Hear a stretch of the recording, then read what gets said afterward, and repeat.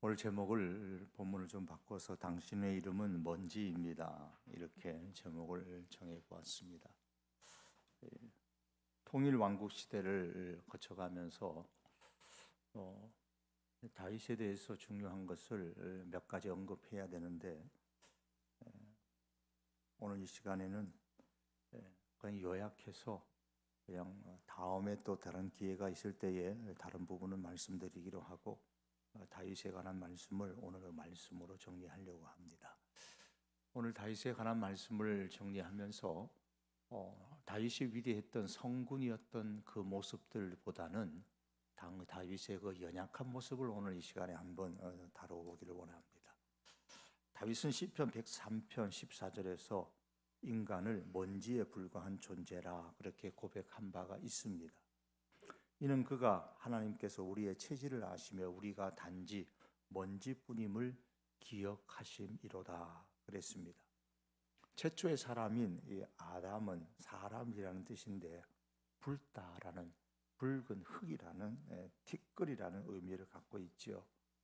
모세는 시편 90편 3절에서 사람은 결국 티끌로 돌아간다고 그렇게 표현하면서 흙과 티끌을 같은 의미로 사용을 했습니다. 이로 본데 사람은 그 육체만을 말한다면 흙이요, 티끌이요, 먼지일 뿐입니다. 그만큼 연약한 존재가 사람입니다. 다윗은 자신이 연약한 티끌과 같은 흙과 같은 존재다라고 느끼고 경험한 것은 단지 깊은 생각 속에서만 온 것이 아니라 그의 경험에서 나온 고백인 줄로 압니다. 사람은 육적으로든 영적으로든 잘 깨어지고 넘어지고 부서지는 존재입니다. 이처럼 연약한 존재인 것을 알기 때문에 다윗은 이런 고백을 합니다. 주께서 나의 날을 한 뼘 길이만큼 되게 하심에 나의 일생이 주 앞에서는 없는 것 같사오니. 우리 인생이 뭐냐? 우리 한 뼘, 하나님께서 한 뼘 딱 재는 이 정도가 우리 인생이다. 그만큼 주님 앞에는 있으나 마나한 그런 존재가 바로 우리 사람이다. 그렇게 표현을 합니다. 그러면서 마지막에 셀라 그랬습니다. 시편 39편 5절의 말씀입니다. 이 셀라라는 단어는 목소리를 높이다라는 뜻입니다. 목소리를 높여서 셀라라고 말하는 요 앞에 문장을 강조하라는 거예요. 그래서 셀라, 요 부분은 특별히 강조해서 목소리를 높이라 그 말입니다. 따라서 시편 39편 5절의 말씀을 특별히 크게 소리를 내어서 강조하라는 뜻입니다. 무엇을 강조하라고 말합니까? 사람의 인생이 하나님의 한 뼘밖에 되지 않을 정도로 하나님 앞에는 마치 없는 것과 같은 먼지와 흙과 티끌과 같은 존재라는 사실을 강조하라는 겁니다. 우리가 알라는 거예요. 우리 인생이 뭐 제 잘났다 그래봐야 하나님 앞에서 한 뼘밖에 안 되는 그런 흙에 불과한 존재입니다. 그러므로 우리는 다윗과 같이 이런 기도를 항상 하나님 앞에 드려야 됩니다. 평생을 통해 하나님 앞에 드려야 될 기도의 제목 이것입니다. 시편 39편 4절에 보니까 여호와여 나의 종말과 연한이 언제까지인지 알게 하사. 나의 종말과 연한이라는 게 그 별거 없어요. 하나님의 한 뼘밖에 안 되는 존재입니다. 그러니 어떻게 기도해야 되느냐? 내가 나의 연약함을 알게 하소서. 함부로 까불지 말고 하나님 앞에서 늘 연약하다는 사실을 기억하고 나의 연약함을 내가 스스로 알게 하소서. 자신의 연약함을 알게 해달라. 그렇게 다윗은 기도했습니다. 자신의 연약함을 알고 그러니까 그냥 인생 포기하고 살라라는 뜻이 아니라 자신의 연약함을 알고 하나님께 소망을 두고 살라라는 말씀입니다. 한 뼘밖에 안 되는 인생이 잘나면 얼마나 잘났겠느냐. 한 뼘밖에 안 되는 인생인데 사람이 그가 든든히 서 있는 때에도 진실로 모두가 허사뿐이다. 든든하게 서 있는 때 성공하고 잘 나가고 형통하고 그럴 때라 할지라도 다 흙에 불과하다. 먼지에 불과하다. 그러니 그런데 소망 두지 말고 하나님께 소망을 두라. 그렇게 다윗은 고백을 합니다. 통일 왕국 시대의 대표적인 사람 다윗입니다.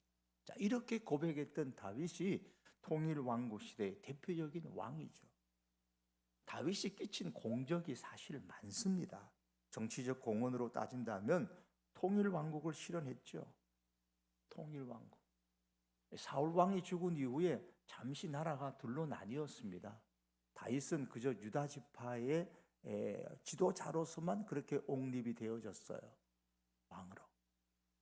그리고 사울 왕의 아들인 이스보셋이 나머지 지파를 다스리는 그런 사람이었습니다. 나라가 둘로 나뉘어졌는데 이 다윗이 믿음과 화해와 용서와 오래 참음으로 통해서 나라를 통일시켰습니다.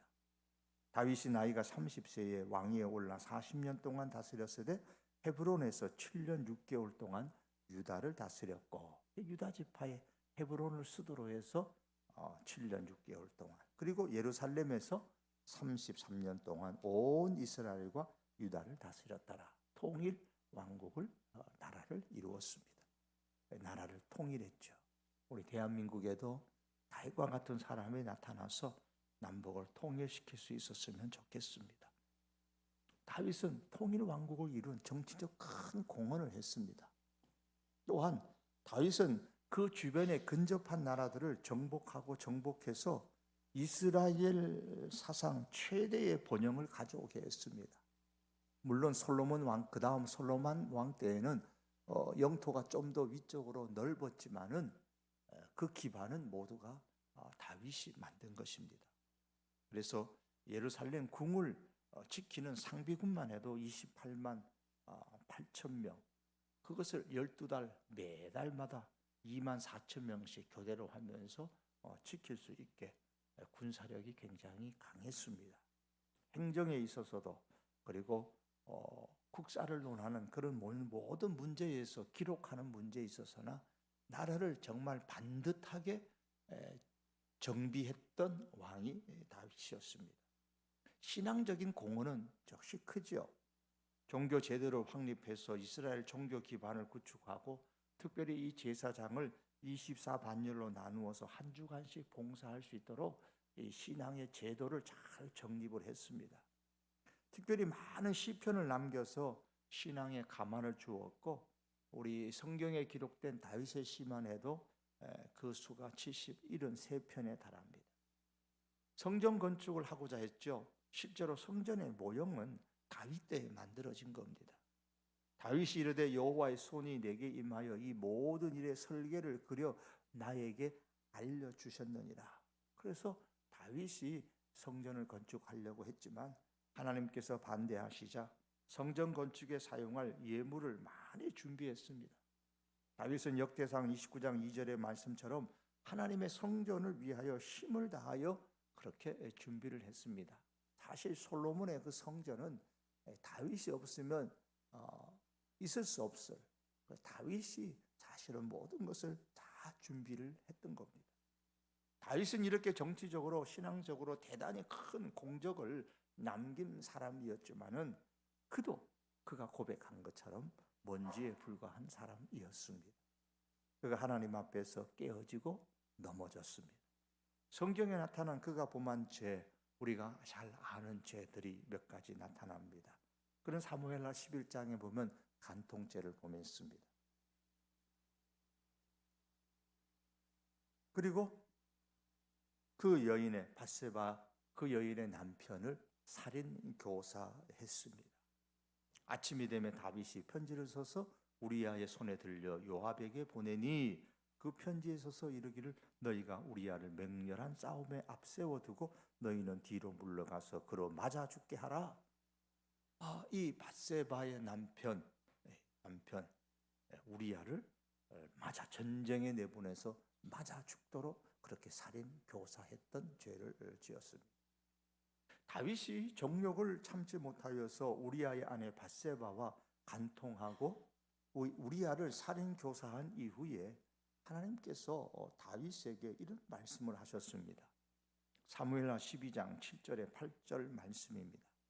이스라엘 하나님 여호와께서 이와 같이 이르시기를 내가 너를 이스라엘 왕으로 기름 붓기 위하여 너를 사울의 손에서 구원하고 내 주인의 집을 내게 주고 내 주인의 아내들을 내 품에 두고 이스라엘과 유다 족속을 내게 맡겼느니라.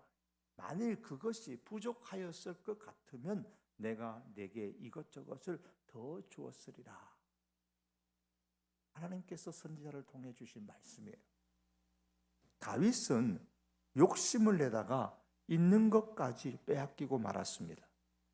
말씀을 떠난 방법으로 행복을 추구하였다가 오히려 그 행복을 빼앗기는 그런 순환과 고통을 겪었습니다. 나단 선지자는 비록 다윗이 회개하고 용서를 받았지만은 이 다윗의 집에서 칼이 떠나지 않을 것과 그 가정이 어려워지게 될 것에 관해서 예언을 했습니다.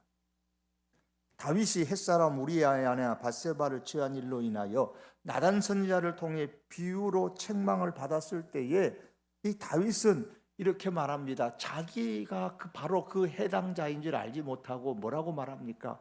그런 나쁜 사람은 4배나 갚아 주어야 한다. 여호와의 삶을 가리켜서 그렇게 맹세를 합니다. 그가 4배나 갚아 주어야 하리라고 맹세한 대로 불행하게도 우리아를 죽였던 그 고통을 4배를 받습니다. 그래서 4 아들을 잃어버리는 하나님의 징계를 받게 되죠. 밧세바를 통해서 얻었던 아이를 잃게 되고 첫 번째 아들인 암논도 잃게 되고 또 반역한 아들 압살롬도 잃게 되고 또 나아가서 반역한 아들 아도니아도 잃게 됩니다. 일련의 이러한 사건들은 다윗에게는 감당하기 힘든 수치요 고통이었습니다. 여러분, 이를 보면서 다윗의 이 연약한 모습들을 보면서 우리가 기억해야 될 것이 한 가지 있습니다. 그것은 바로 욕심 때문에 일어나는 밧세바. 이게 다윗에게만 있는 게 아니라 오늘 이 시대에 우리한테 있는 이 밧세바가 문제인 거예요. 이것을 우리가 포기해야 됩니다. 성경에 이 밧세바, 성군 다윗을 기록하면서 밧세바로 인하여서 그가 연약한 모습을 보여주었던 그 사건들을 소상하게 기록하고 있는 이유가 뭐겠습니까? 다윗이 이런 나쁜 놈이다. 다윗이 이런 나쁜 놈이라는 것도 기억해라. 그것 우리들에게 가르쳐 주려고 그렇게 성경에 기록한 것은 아닌 줄 압니다. 우리에게도 이런 밧세바가 얼마든지 있을 수 있으니 욕심으로 말미암아 일어나는 이 밧세바를 너희도 포기해라. 그렇지 아니하면 다윗과 같은 꼴을 당할 것이다 라고 말씀하는 겁니다. 밧세바를 포기하면 그러면 하나님께서는 이것저것을 더 주시는 하나님이십니다.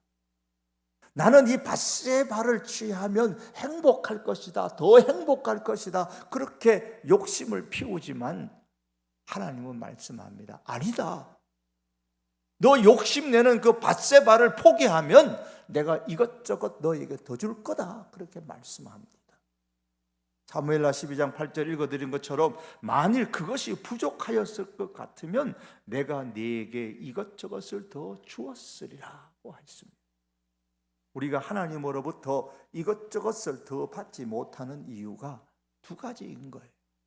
하나는 하나님께서 보실 때에 내게 있는 것이 충분하기 때문입니다. 그만하면 됐다 라고 말씀하시는데 자꾸 우리는 욕심을 내죠.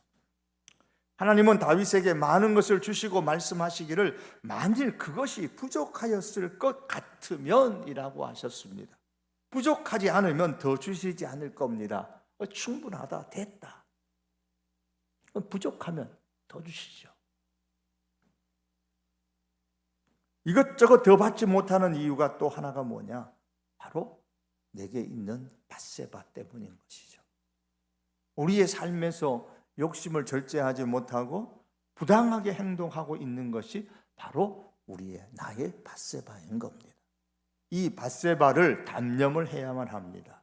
내 생각에는 이 밧세바를 취하는 것이 나의 진정한 행복을 얻는 것이라고 여기겠지만 그러나 사실 나의 밧세바를 포기한다고 해서 나의 행복이 결코 감소되는 것이 아닙니다. 오히려 만일 나의 밧세바를 포기함으로 말미암아 내게 부족한 것이 발생하게 된다면 하나님께서 이것저것 더 주실 것입니다. 그러나 만일 하나님께서 단념하기를 원하는 그 나의 밧세바를 결국 단념하지 못하고 계속 고집을 피운다면 그것은 하나님께 대한 어리석은 반항이요, 바로 다윗의 그 연약한 모습의 전철을 밟아가는 것이 됩니다. 다윗은 이렇게 간통죄 밧세바로 인하여 욕심으로부터 일어난 밧세바를 포기하지 못하여 간통죄와 그리고 살인교사죄를 저질렀죠. 또 하나 그가 지은 죄는 교만죄입니다. 이게 사무엘하 24장에 나오는 내용이에요. 다윗이 통치하던 그 말년에 자신의 그 군사가 몇 명쯤 되는가, 그 군사력을 조사하기 위해서 인구조사를 실시했습니다. 이 인구조사는 자그마치 9개월하고도 20일이 걸렸습니다. 총 군사의 수가 칼을 빼는 이스라엘의 군사가 80만, 유다의 군사가 50만, 합계 130만이었습니다. 아마도 20세 이상 50세 미만의 전쟁에 나갈 수 있는 남자 장성의 숫자로 보여집니다. 그런데 인구조사하는 게 왜 죄입니까? 인구조사를 다 한 후에 보고를 들었던 다윗이 자기가 죄를 지었다고 회개를 합니다. 사무엘하 24장 10절입니다. 다윗이 백성을 조사한 후에 그의 마음에 자책하고 다윗이 여호와께 아뢰되 내가 이 일을 행함으로 큰 죄를 범하였나이다. 여호와여 이제 간구하옵나니 종의 죄를 사하여 주옵소서. 내가 심히 미련하게 행하였나이다 하니라. 사실 인구조사는 출애굽 광야 시대에서도 있었습니다. 사실 그러니까 인구조사를 하는 그 자체가 악한 일은 아닙니다. 그러나 다윗에게 있어서는 인구조사를 하게 된 그 동기가 악했던 겁니다. 그런 하나님의 백성을 자기 자신의 소유로 알았고 권력과 무력이 자기를 지켜줄 줄로 알았습니다. 아마도 다윗은 광대한 정복한 땅을 다스린 데 있어서 군사력의 중요성을 그가 더 특별히 인식했을 겁니다.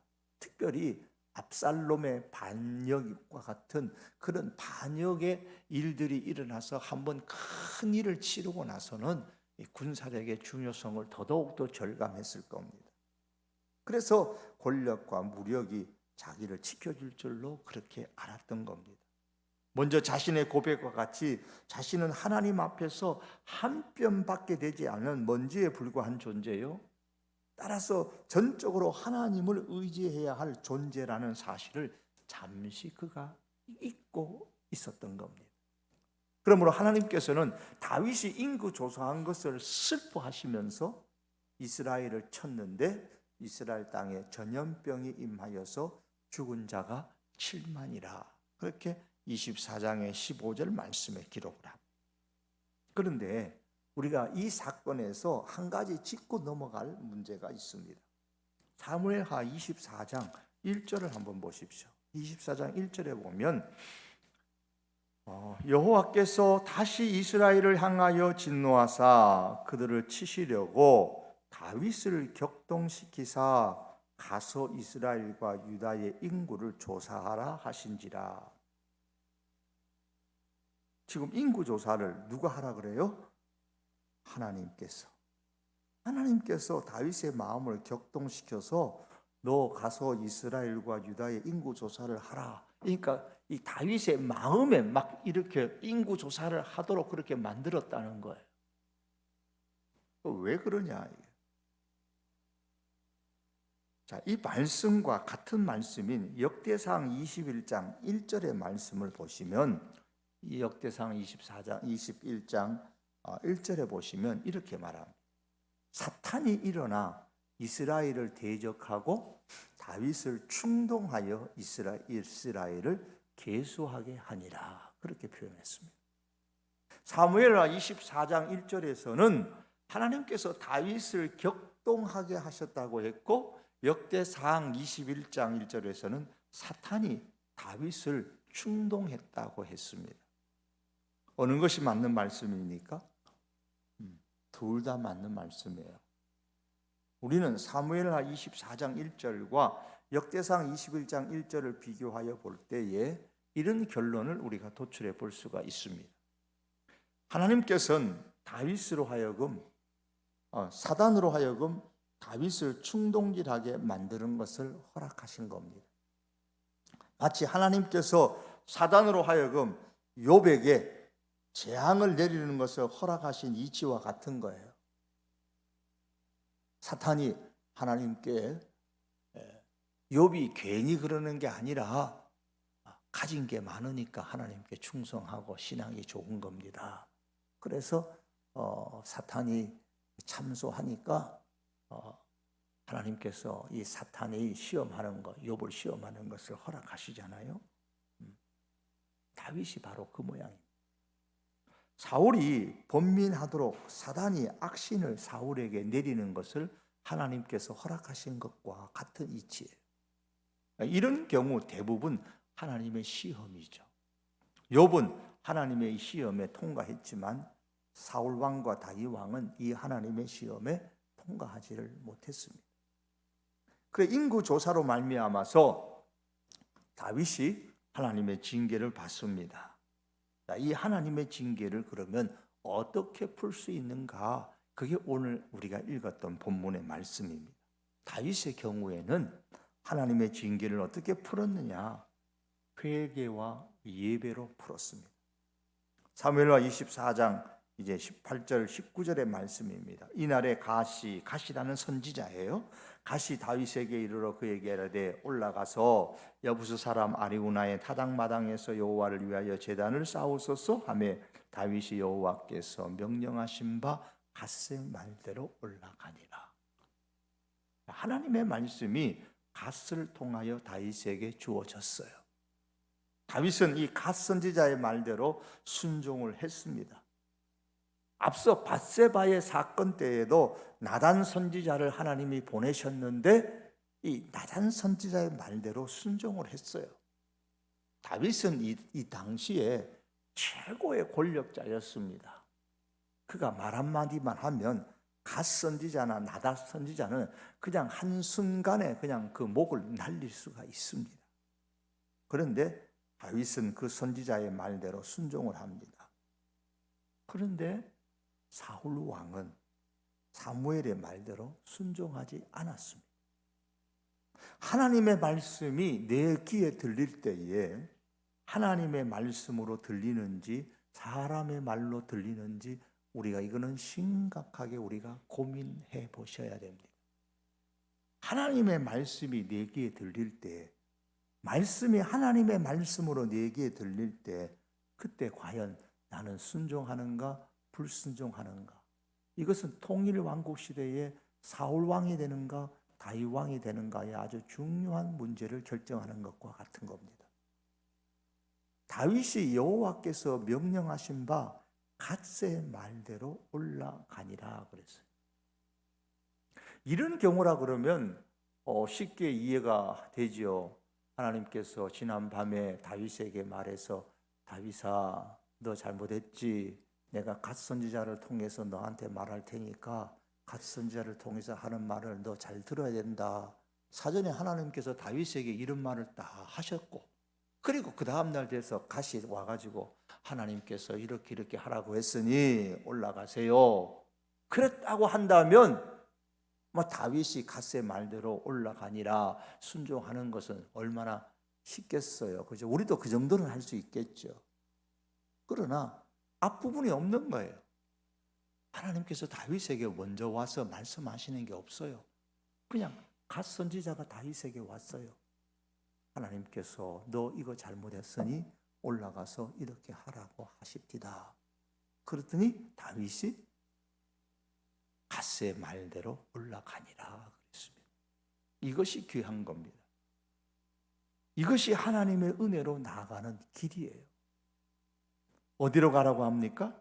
여부스 사람 아라우나의 타작마당으로 가라고 합니다. 거기서 뭘 하라고 말합니까? 제단을 쌓으라고 하죠. 누구를 위한 제단이냐? 여호와를 위한 제단입니다. 25절에 보면 그곳에서 아라우나의 타작마당에서 번제와 화목제를 쌓습니다. 누구를 위하냐? 여호와를 위하여 단을 쌓고 번제와 화목제를 드렸더니 하나님께서 어떻게 하시느냐? 이에 여호와께서 그 땅을 위하여 기도를 들으심에 이스라엘에게 내리던 재앙이 그쳤더라 그랬습니다. 이래서 인구조사로 말미암아 발생했던 재앙이 끝나게 됩니다. 사무엘상의 마지막 장인 사무엘상서의 마지막 장인 31장에 보시면 통일 왕국 시대의 초대 왕이었던 사울 왕과 그 사울의 두 아들의 죽음을 기록하고 있습니다. 그러면서 사무엘상을 끝마쳐요. 그리고 이제 사무엘 하를 시작하면서 사무엘 이 하서는 다윗의 회개와 다윗의 예배 그리고 하나님의 용서로 그 끝을 맺고 있습니다. 이것이 사울과 다윗의 또 다른 차이점입니다. 사울 왕이나 다윗 왕은 둘 다 먼지 같은 연약한 존재였습니다. 그런데 사울은 하나님께 회개하지 않았습니다. 사울은 하나님께 예배의 단을 쌓지도 않았습니다. 사울은 하나님께서 선지자를 통하여 주셨던 그 말씀을 듣지도 않았습니다. 그러나 다윗은 사울 왕과 똑같은 먼지 같은 존재, 티끌 같은 존재로 그 역시도 넘어지고 깨어지는 존재였지만, 그래서 사울 못지않는 죄를 지었던 그 죄인이었지만 그가 회개하고 하나님께 용서를 구하면서 하나님께 단을 쌓아 예배를 드렸습니다. 이것이 다윗이 하나님의 은혜를 받는 비결이었어요. 비록 흙과 같은, 티끌과 같은, 먼지와 같은 그런 존재였지만 다윗이 하나님의 은혜를 받을 수 있는 비결이 바로 이 회개와 예배에 있었습니다. 이것이 다윗의 나라를 당대의 최고의 나라로 만드는 비결이었습니다. 다윗을 다윗되게 만들었던 것은 바로 이것 때문입니다. 회개와 예배입니다. 이것이 한 사람 다윗의 인생을 성공적으로 만든 비결인 것입니다.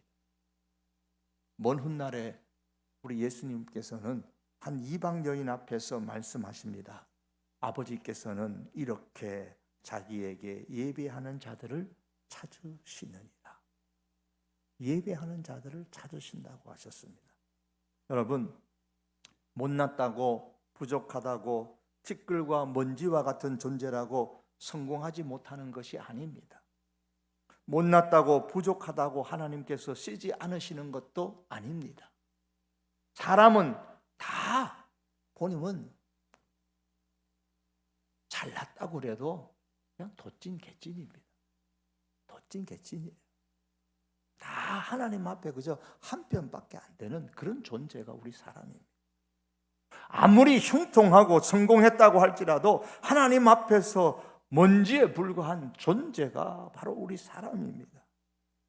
이렇게 먼지에 불과한 존재지만 하나님은 회개하고 예배하는 사람들을 찾으시고 그들을 높이 들어 존귀하게 만드십니다.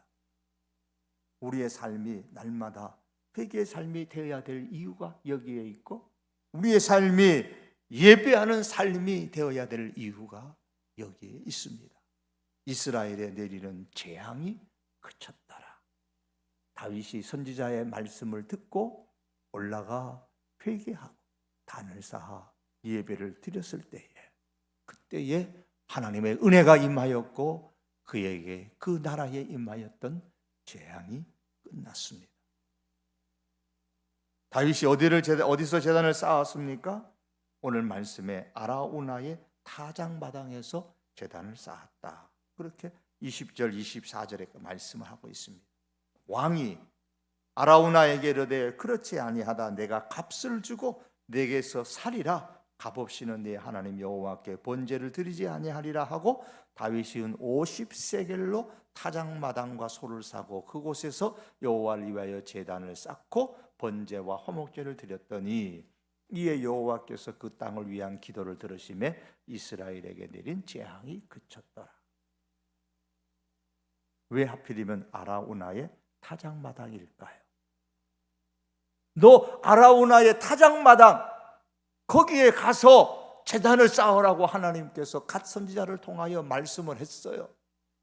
왜 하필이면 이 아라우나의 타작마당일까요? 이유가 있겠죠. 이유가 있겠죠. 창세기 22장 1절에서 19절의 말씀에 보면 이곳은 아브라함이 제단을 쌓아서 독자 이삭을 드리려고 했던 모리아 산. 역대하 3장 1절에 보면 훗날 다윗의 아들 솔로몬이 하나님을 위하여 성전을 건축한 곳이에요. 역대하 3장 1절에 역시 보면 이렇게 말씀합니다. 솔로몬이 예루살렘 모리아 산에 여호와의 전 건축하기를 시작하니, 자, 다윗의 아들 솔로몬이 예루살렘 모리아 산에 여호와의 전 건축하기를 시작했다 그랬어요. 이 모리아 산은 아브라함이 독자 이삭을 드렸던 그 산이에요.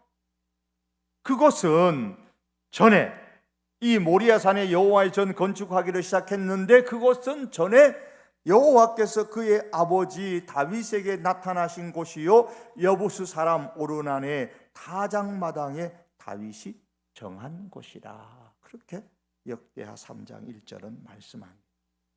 그 후에 이스라엘이 수백 년 동안 이곳에서 많은 양과 송아지를 제물로 드린 제단으로 사용되었습니다. 왜요? 예루살렘 성전이 거기에 있었으니까.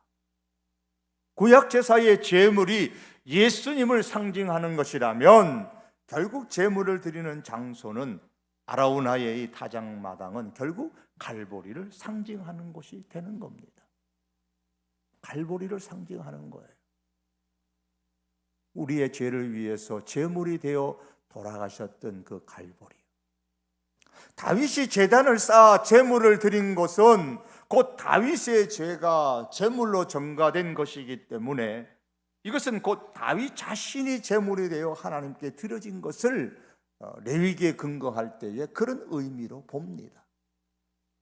아라우나 타작마당에서 다윗이 제단을 쌓아 번제와 화목제를 드림으로써, 다시 말하면 다윗 자신이 제물이 되어서 하나님께 드려짐으로써 이스라엘의 하나님의 재앙이 그친 것처럼 갈보리 언덕에서 예수님께서 자신을 제물로 삼아 제단을 쌓아 번제와 헌신과 화목제, 화해의 제단을 단번에 드림으로써 하나님께서 계획하신 새 이스라엘에 대한 하나님의 죄와 형벌을 거치셨습니다. 다른 점이 있다면 다윗은 인구조사라는 자신의 죄로 인해서 자신을 제물로 하나님께 드려 백성에 대한 하나님의 형벌을 그치게 했지만, 예수님은 죄가 전혀 없으신 분이 자신을 제물로 하나님께 드려서 새 이스라엘에 대한 하나님의 형벌을 그치게 하셨습니다. 새 이스라엘, 바로 저와 여러분 우리들입니다. 그런데 이 용서와 화해의 방법을 누가 가르쳐 주었습니까? 다윗에게 아라우나의 타작마당에 가서 번제를 드리고 회개함으로 재앙이 그치도록 하라, 하나님과 화해할 수 있도록 이 방법을 누가 가르쳐 줬냐고요? 하나님께서 가르쳐 주셨잖아요. 하나님께서 갓 선지자를 통하여 다윗에게 가르쳐 주신 용서와 화해의 방법입니다. 그렇습니다. 인간에 대한 하나님의 그 용서와 인간과 하나님의 화해의 방법은 누가 가르쳐 주시는가요? 하나님께서 가르쳐 주셨습니다. 그러므로 우리는 하나님께서 가르쳐 주신 방법, 즉 아라우나의 타작마당에서의 제사를 드리는 예배를 하는 방법, 다시 말하면 갈보리 언덕에서의 예수 그리스도의 그 구속의 방법만이 하나님의 용서를 받는 길이요 하나님과 화해하는 길입니다. 어떤 존재가요? 티끌과 같은 존재. 그래서 깨어지기 쉽고 넘어지기 쉽고 죄 짓기 쉬운 우리들이 하나님의 용서를 받고 하나님과 화해할 수 있도록 하나님께서 가르쳐 주시는 방법, 바로 갈보리 언덕 예수 그리스도의 구속의 방법인 겁니다. 여기에 먼지와 같은 존재, 사람이 존귀한 사람이 되는 비결이 있는 겁니다. 이 하나님의 방법을 다윗이 그대로 순종했기 때문에 그가 비록 먼지와 같은 존재였지만 존귀한 인생이 될 수 있었던 것처럼, 오늘 우리가 존귀하게 되는 방법은 내 욕심에 끌리는 그 밧세바를 그냥 기필코 끝까지 취하는 것이 내가 더 행복해지고 더 존귀한 인생이 되는 것이 아니라, 하나님께서 가르쳐 주신 그 방법대로 우리가 갈보리 언덕 예수 그리스도 앞으로 나아가는 것만이 존귀한 인생으로 살아가는 비결임을 우리가 다시 한번 이 금요일 밤에 우리 하나님 앞에 고백하며, 한 뼘밖에 되지 않는 하나님의 앞에서 하나님의 손에 한 뼘밖에 되지 않는 내 인생이지만 하나님이여 평생토록 내가 나의 연약함을 알게 하시고 예수 그리스도의 그 구속의 은혜를 늘 붙잡고 나아가는 인생이 되게 해 주십시오. 기도하는 이 밤이 되고, 이 기도하는 심정으로 이런 마음으로 하나님을 예배하며 한평생 살아갈 수 있는, 그래서 하나님께서 보실 때에 존귀한 인생으로 만들어주시는 귀한 은총이 우리들에게 있으시기를 주님의 이름으로 축복합니다. 기도하시겠습니다.